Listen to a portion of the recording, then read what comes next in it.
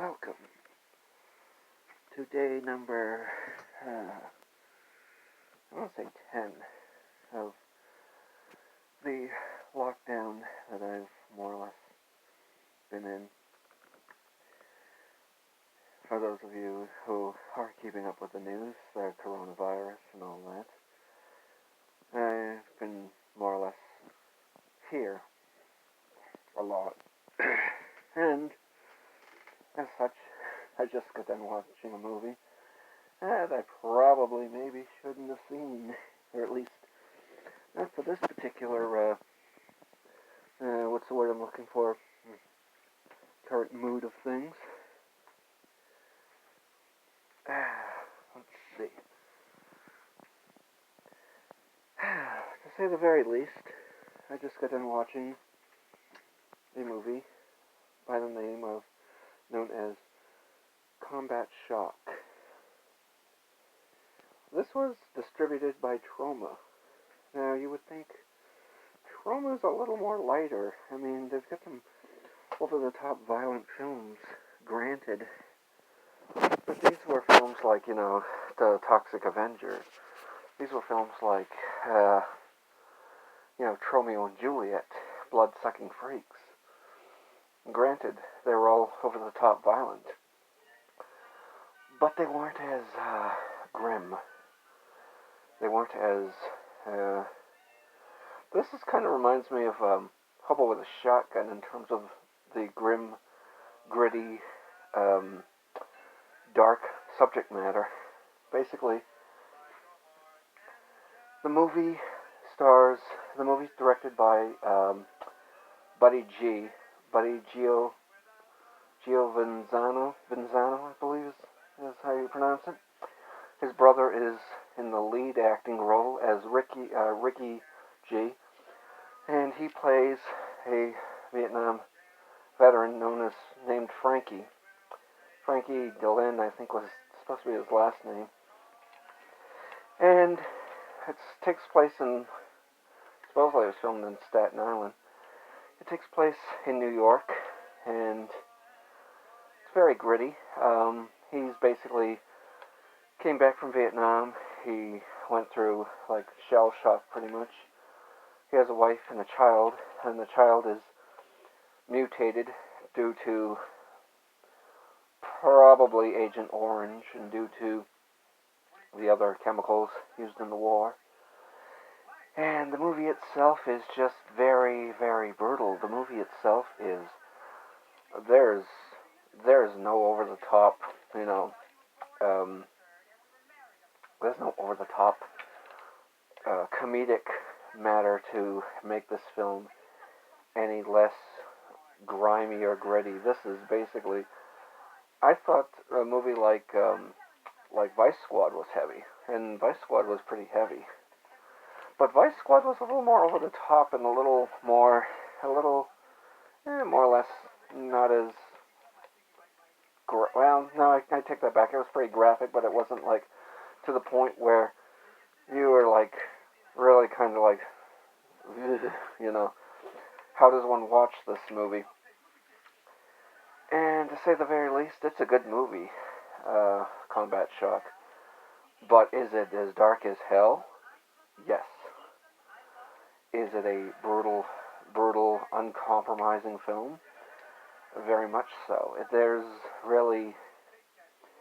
It's one of those films, I guess, that are hard to find, too. I heard somewhere that the label Severin was releasing it on, DVD and Blu-ray, and I'm thinking of getting that, to be honest, to add to the collection.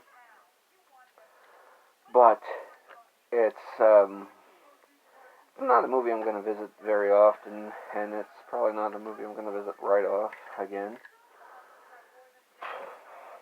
Good movie, though. It kind of reminded me a little bit of a combination of Driller Killer, Eraserhead, Hobo with a Shotgun, Vice Squad. It had Taxi Driver. It had all those components of just early dark, fucked up subject matter. it's a gory film, and of course it shows different flashbacks that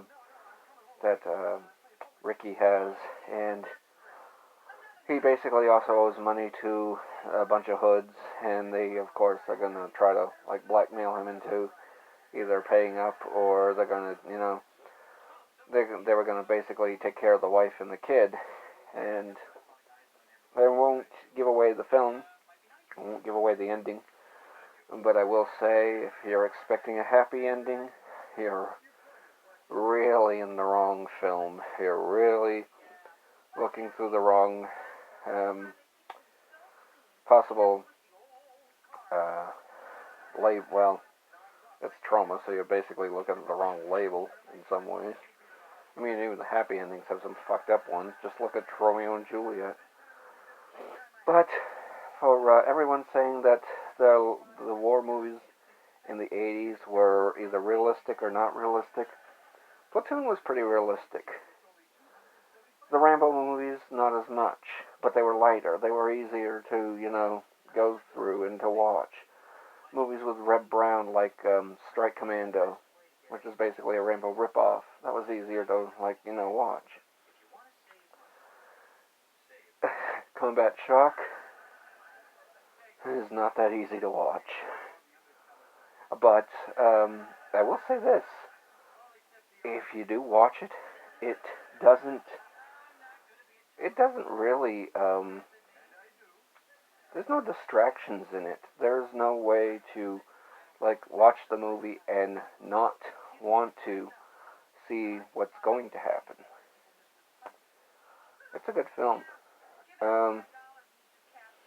I can't rate it on any scale of whatever, but it's a good film if you like exploitation and really dark grindhouse type of matter. So, if you get a chance, feel free to look it over. It's decent. It's not for the faint of heart, but it's a decent film. But should I have watched it during this whole lockdown thing? Yeah. I guess that's probably maybe a case better left up to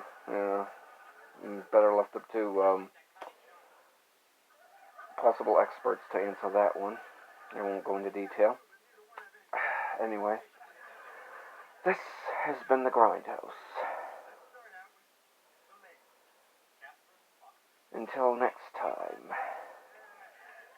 hopefully this crisis will end. I'm waiting patiently on that one, but who knows? I'm trying to remain optimistic. But until next time, fare thee well.